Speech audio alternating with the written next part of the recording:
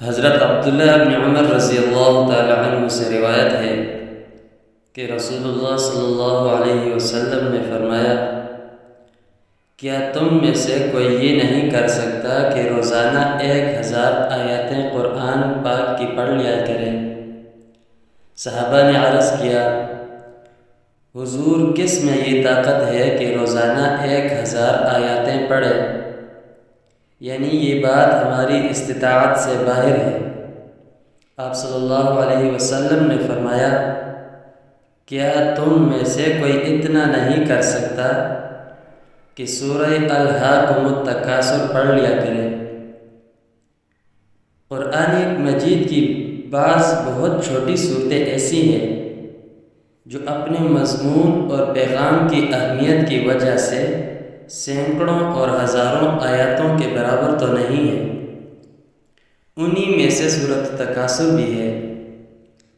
اس سورت میں دنیا پرستی اور آخرت فراموشی پر سخت ضرب لگائی گئی ہے،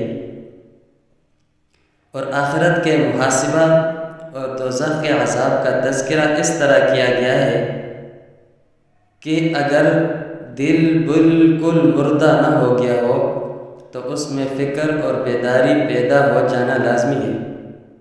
اس حدیث میں رسول اللہ صلی اللہ علیہ وسلم نے غالباً اسی لحاظ سے اس کے پڑھنے کو 1000 آیاتیں پڑھنے کے قائم مقام بتایا ہے۔ آگے درج ہونے والی بعض حدیثوں میں جن دوسری چھوٹی چھوٹی صورتوں کو نصف قرآن یا تہائی قرآن یا چوتھائی قرآن کے برابر بتایا گیا ہے، ان کے بارے میں بھی اسی طرح سمجھ لینا چاہیے، اور ممکن ہے کہ ان کی تلاوت کا ثواب بھی اسی حساب سے زیادہ عطا فرمایا جائے گا۔ اللہ کا خزانہ ہمارے وہم و گمان سے زیادہ وسیع ہے۔